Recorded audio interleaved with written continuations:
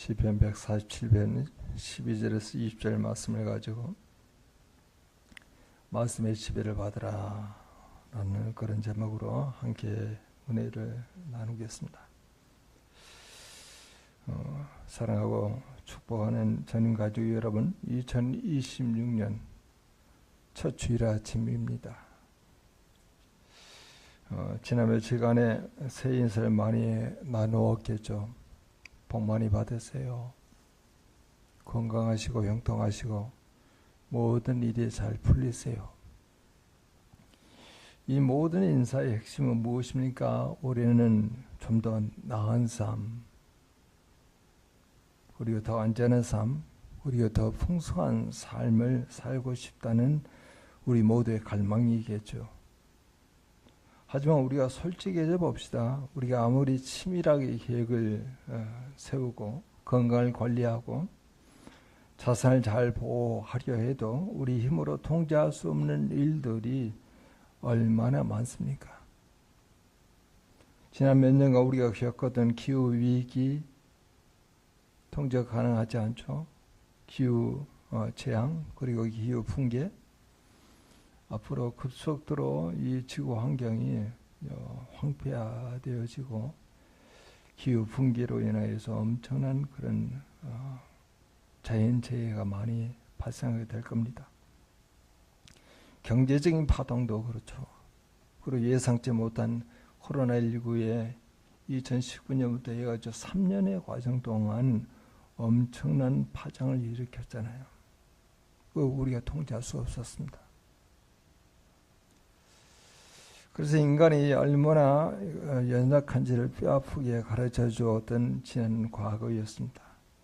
오늘 본문의 시편 147편을 기록한 이스라엘 백성들도 마찬가지였습니다. 그들은 바벨론 포로로 끌려갔다가 이제 성벽을 재건하였습니다. 눈물로 돌을 쌓고 성문을 달았습니다. 이제 됐다고 생각했을 때 그들은 깨달았습니다. 성벽이 우리를 지켜주는 게 아니구나. 성벽을 세우게 하시는 하나님, 그리고 그 성벽 안에서 우리를 다스리는 하나님의 말씀이 없으면은 모든 것이 헛수고이구나. 그걸 깨달은 거예요. 그래서 오늘 본문 12절을 이렇게 외칩니다. 12절을 한번 읽어볼까요? 12절 같이 읽겠습니다. 예루살렘아 여호와를 찬송할지어다. 시온아 네 하나님을 찬양할지어다.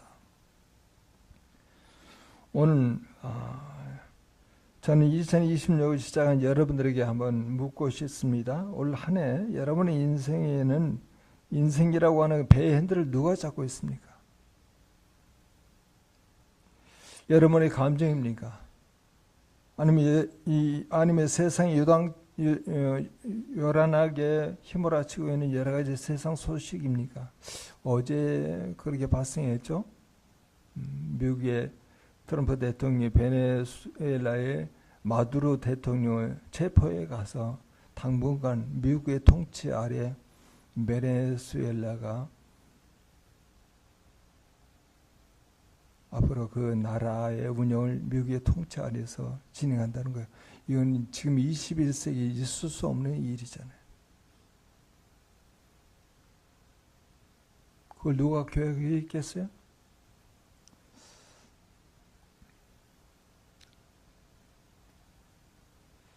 과연 이 세상의 어떤 힘에 의해서 우리가 좌지우지 된다 그러면은 우리 인생은 곤두박질 칠 겁니다.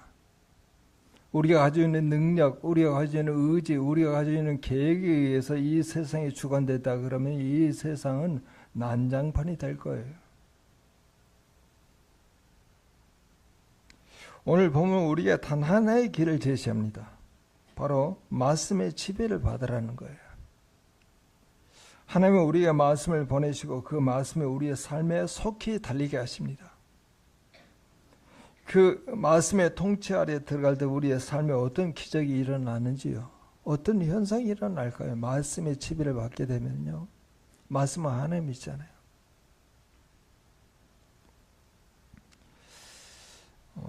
첫 번째 우리가 생각할 수 있는 것은 13절에 나와 있습니다. 13절 같이 한번 읽어보죠. 같이 읽겠습니다. 그가 내 분빗장을 견고히 하시고 내 가운데 있는 너희 자녀들에게 복을 주셨으며. 당시 고대 성곽 도시에서 가장 취약한 곳은 성문이었어요. 아무리 성벽을 높이 쌓아도 문빗장이 부러지면은 적들이 파도처럼 밀려옵니다. 시인은 고백합니다. 하나님 내 문빗장을 견고히 하신다. 하나님이 나의 문빗장을 견고히 하신다.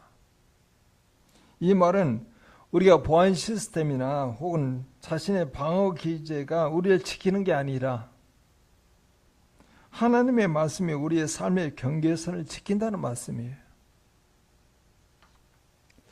오늘날 우리 시대의 문빗장은 무엇입니까? 우리의 마음입니다. 그래서 성경은 잠언 4장 23절에 무릇 지킬 만한 것 중에 더욱 내 마음을 지키라. 생명의 근원이 이에서 남이니라. 우리의 마음의 문빗장을 지켜야 한다는 거예요. 무엇이 지켜요? 말씀이 지킨다는 거예요. 말씀의 지배를 받지 않은 마음은 외부의 유혹을 받을 수 있습니다. 그리고 외부의 두려움에 속절없이 무너져요. 그러나 아침마다 말씀으로 마음의 문빗장을 치르는 사람은 세상의 풍파가 몰려와도 흔들리지 않습니다. 말씀이 지킨다고 그러잖아요. 문빗장을 견고히 하시고라고 이야기하잖아요. 13절 하반절에 보게 되면 내 가운데 있는 너희 자녀들에게 복을 주셨으며, 우리가 자녀들이 복 받기를 얼마나 소원합니까? 참 하나님께로부터 복을 받아 살아갈 수 있도록 우리 기도 가운데 끊이지 않는 것이 자녀들의 삶이죠. 그런데 부모가 말씀의 지배 아래 살 때 그 복이 자녀에게 흘러간다는 원리예요. 미국의 유명한 신학자 조나단 에드워즈의 가문과 그 당시에 살았던 무신론자 주크스 가문의 비교 연구가 유명하죠. 책으로도 굉장히 많이 퍼졌던 그런 내용이죠. 말씀을 붙들고 살았던 에드워즈 가문의 후손들은요, 부통령, 대학 총장, 그리고 판사, 목회자가 많이 배출되었는데, 반면에 말씀을 거부했던 주크스 후손들은 수많은 범죄자와 그리고 불황아를 많이 배출했습니다. 사랑하는 부모 성도 여러분, 자녀에게 학원을 보내고 유산을 물려주는 것이 그것보다 더 중요한 것은 우리 부모가 말씀에 지배당하는 삶을 보여주는 겁니다. 그것이 자녀의 인생의 가장 견고한 문빗장이 되어줄 줄 믿습니다. 2026년 여러분은 무엇으로 여러분의 가정을 지키려 합니까? 보험입니까? 재산입니까? 오늘 이 시간에 하나님의 말씀을 우리 집의 가장 견고한 문빗장으로 삼기를 결단하십시오. 말씀이 나를 지배하고 우리 가정의 문빗장을 견고히 하는 그런 도구가 될 수 있도록 하나님이 나에게 주시는 말씀을 가지고 살아내겠다, 이렇게 결심한다 그러면은 자녀들이 복을 그대로 받아요.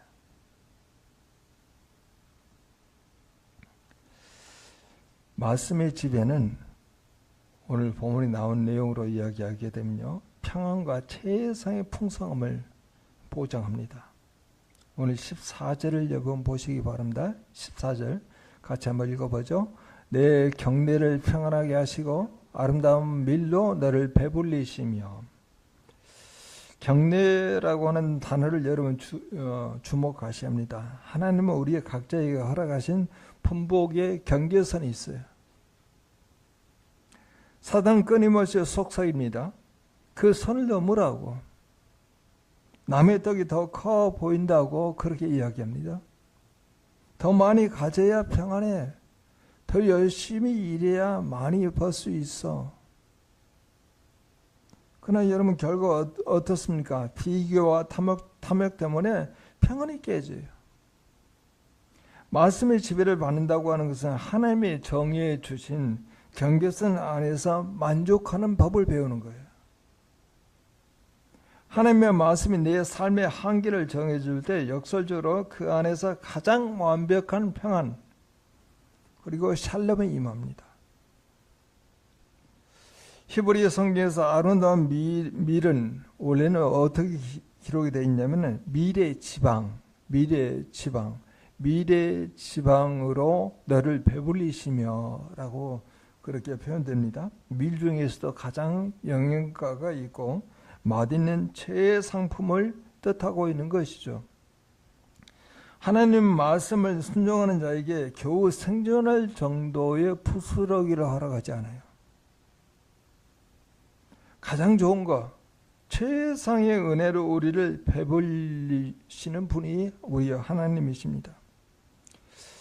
조지 밀러에 대해서 우리가 너무나 많이 듣지 않았습니까? 평생 5만 번의 이상의 기도를 응답을 받았던 조지 밀러는 자기 자서전에 이렇게 기록합니다. 나는 하나님의 말씀을 펴기 전에는 절대 기도를 하지 않고 절대 사역을 펼치지 않겠습니다.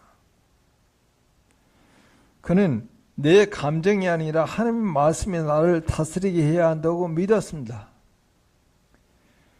조지 밀러는 성경의 약속 위에 손가락을 올리고 하나님 이 말씀대로 이루어지신다고 하셨으니 이 말씀이 지금 내 삶을 달리게 하옵소서.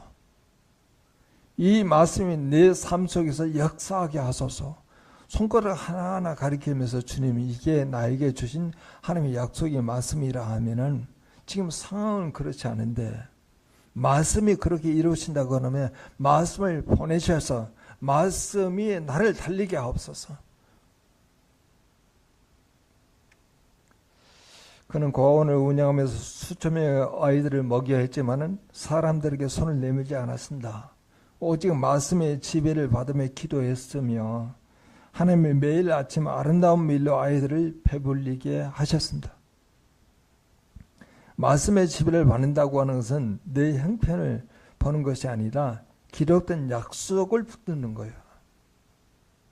그 결과 그는 고아원을 운영하면서 한 번도 굶기지 않은 하나님의 풍성함을 경험합니다. 성도 여러분은 세상은 말씀대로 살면 손해본다. 말씀대로 살면 굶는다고 위협합니다. 그러나 성경은 증언합니다. 말씀의 통치를 받는 자가 가장 좋은 것으로 배불림을 얻습니다. 2026년 한 해 이 풍성함을 경험하시기 바랍니다. 말씀의 지배를 받으면 풍성함을 경험해요. 말씀의 지배를 받으면 평안함을 경험해요.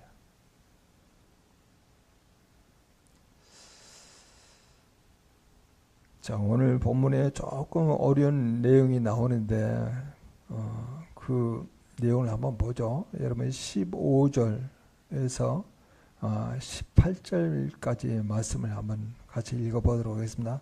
15절 18절 같이 읽겠습니다.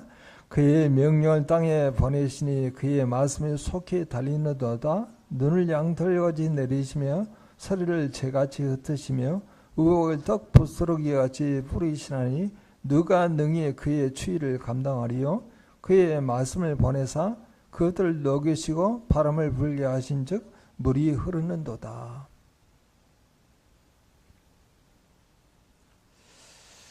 그 말씀이 속히 달리는도다. 이 표현은 하나님의 통치력이 얼마나 즉각적이고 강력한지를 보여주는 그런 대목입니다. 우리가 기도하고 말씀 앞에 엎드릴 때 하나님의 말씀은 우리의 삶의 현장에서 속히 달려가 역사하기 시작합니다. 17절에 보면 우박을 떡 부스러기같이 뿌리시며 굉장히 그림 언어를 많이 사용해서 눈을 양털같이 내리시며 서리를 재같이 흩으시며 우박을 떡 부스러기같이 뿌리시나니 누가 능히 그의 추위를 감당하리요. 하나님께서 얼게 하시는 그 추위를 누가 감당할 수 있겠느냐.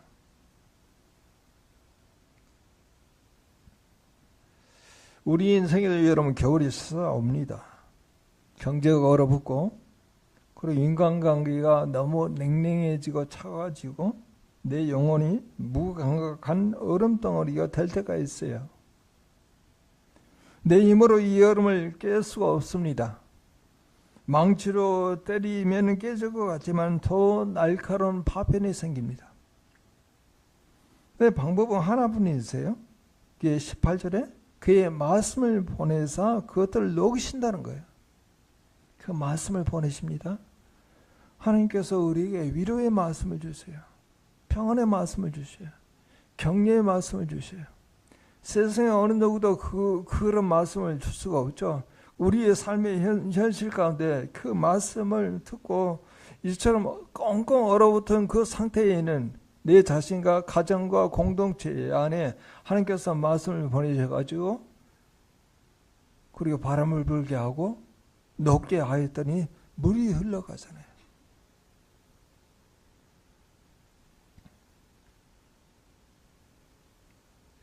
굳게 닫혔던 용서의 문이 녹아내립니다. 차갑게 식었던 열정에 다시 불이 붙습니다. 이것이 말씀의 지배를 받는 자의 기적이라 그렇게 말씀할 수 있겠죠. 2026년 우리는 인공지능과 첨단 기술이 지배하는 세상에 삽니다. 모든 것이 데이터와 알고리즘으로 풀어가요. 그러나 기계는 사람의 마음을 녹일 수는 없어요. 알고리즘은 죄의 문제를 해결할 수가 없습니다. 오직 우리를 창조하신 하나님의 말씀만이 우리의 영혼의 결빙을 녹이고 다시 생명력이 흐르게 할 수 있는 것이죠. 오늘 본문은 19절과 20절에서 이 모든 말씀의 통치가 오직 선택받은 백성에게만 주어진 특권임을 강조하고 있습니다. 자, 19절, 20절 같이 한번 읽어보죠. 그의 말씀은 야곱에게 보이시며 그의 율례와 규례를 이스라엘에게 보이시는도다. 그는 어느 민족에게도 이와 같이 행하지 아니하셨나니 그들은 그의 법도를 알지 못하였다. 할렐루야. 여러분, 그의 법도, 율례, 규례, 명령, 말씀 다 똑같은 말이에요. 하나님의 말씀을 알지 못하였기 때문에 어느 민족에도 이와 같이 하나님께서 행하실 수 없다. 말씀을 아는 것. 말씀을 알게 되면은 말씀을 보내셔서 빨리 달리게 하시고 그 말씀이 또 말씀이 보이시게 하시잖아. 말씀이 이루어지는 걸 보이시게 하잖아요. 자기 힘으로 성벽을 쌓고 자기 힘으로 얼음을 깨보려다 지쳐 쓰러집니다. 그러나 우리는 다르죠. 우리에게는 하나님의 말씀이 있습니다. 우리에게는 속히 달려와 우리를 도와주시는 주님의 음성이 있습니다. 그래서 2026년도는 이렇게 한번 살아보자는 거예요. 말씀의 문빗장을 치릅시다. 매일 아침 말씀을 펴는 것을 하루의 문을 여십시오. 말씀의 경계 안에서 만족합시다. 세상의 비교의식을 버리고 말씀이 주시는 샬롬을 선택하시라는 거예요. 말씀이 녹이시도록 내어드립시다. 내 안에 쓴뿌리, 미움, 불안의 얼음을 주님의 말씀 앞에 다 꺼내 놓읍시다. 오늘 시편의 마지막 단어는 할렐루야예요. 하나님을 찬양하라. 여호와를 찬양하라. 말씀의 지배를 받는 인생은 결국 찬양으로 끝납니다. 오늘 여러분이 결단하는 말씀의 지배를 받겠다는 그 한마디가 올 연말 여러분의 입술에서 할렐루야라는 위대한 간증을 터져 나오게 하게 할 것입니다. 하나님의 보신 말씀이 여러분의 가정과 일터와 영혼 속에 속히 달려가 여러분의 가정을 견고하게 하고 평안하게 하고 풍성하게 하신 복된 한 해, 또 여러분의 직장과 사업의 현장 가운데 하나님께서 이 말씀을 주셔서 그 말씀을 보내고 빨리 달려가서 보여주는 그 현장이 여러분 안에서 경험되어서 정말 어떤 시점에서도 할렐루야, 할렐루야, 하나님을 찬양합니다 라고 하는 그런 고백이 여러분 가운데 매일매일 전개될 수 있도록 주님의 이름으로 축원합니다.